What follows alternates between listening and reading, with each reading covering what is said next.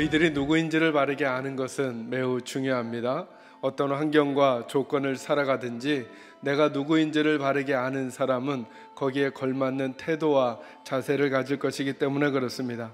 어떤 날들이 우리에게 찾아오든지 우리가 누구인지를 잊지 않을 수만 있다면, 적극적으로 기억할 수만 있다고 한다면 그 시간들을 좀 더 바르고 좋은 모습으로 이겨낼 수 있다라고 하는 것입니다.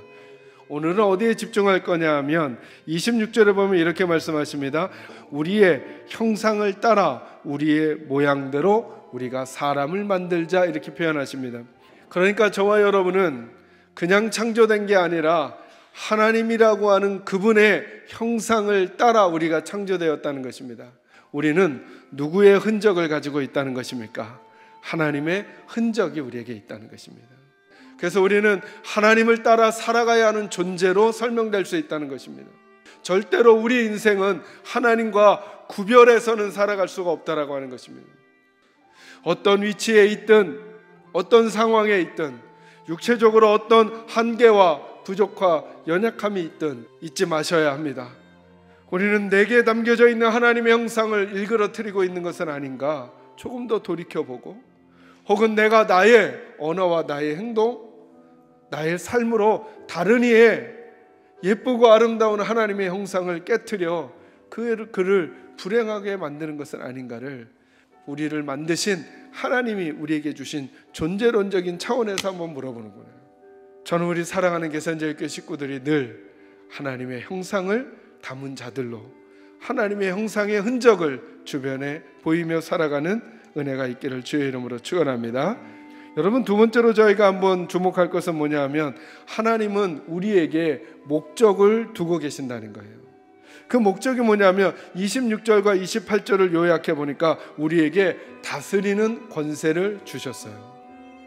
우리가 기억해야 될 것은 어떤 인생도 목적 없이 태어난 인생은 없다는 거예요.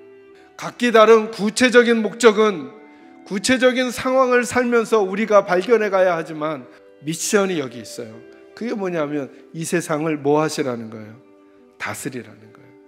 그러니까 여러분은 여러분의 가정을 잘 가꾸는 것이, 여러분은 여러분의 직장을 잘 가꾸어 가는 것이, 사회 속에서 여러분의 존재와 교회의 존재를 통해 하나님이 얼마나 좋은 분인 줄을 잘 가꾸어 가는 것이 우리들의 사명이 될 수 있다라고 하는 것입니다.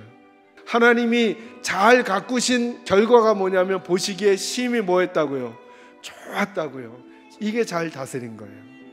그리고는 우리에게 그 목적을 주신 거예요. 저와 여러분이 살아가는 세상, 작은 세상, 여러분 개인의 인생, 가정의 인생, 직장의 인생, 교회의 인생, 그리고 세상 속에서 인생을 통해 저와 여러분이 어떤 일을 하고 나서 하나님이 보시기에 좋았더라라고 평가하실 수 있는 다스림이, 가꾸어감이 우리들의 삶의 목적이라는 거예요. 그러니 자연스럽게 이런 결론에 다다르게 되는 거죠.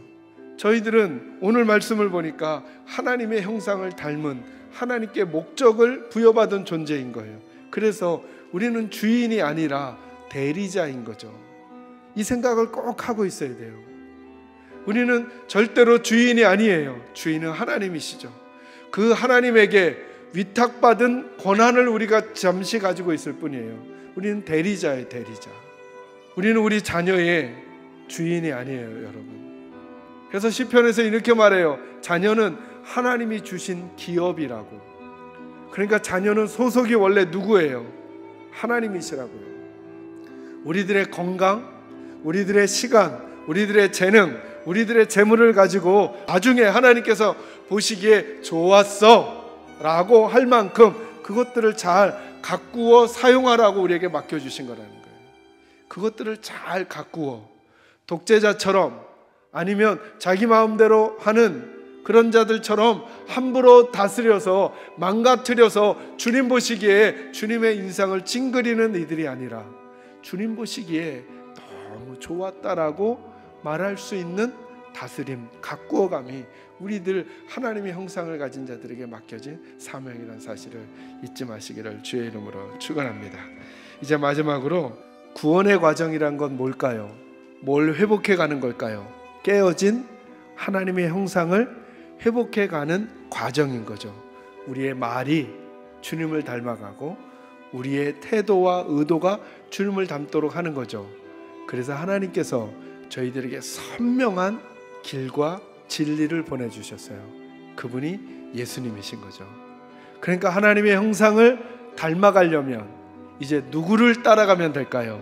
예수님을 따라가면 되는 거예요. 그분이 진짜 하나님의 형상이시니까 바라기는 우리 식구들 항상 어떤 상황에서도 예수 그리스도 잊지 마시고 그분을 닮아가며 그분을 따라가는 삶을 통해 여러분의 걸어가신 그 길 뒤에는 주님께서 항상 좋았다라고 말씀하시는 그 평가가 있어지기를 주님의 이름으로 축원합니다.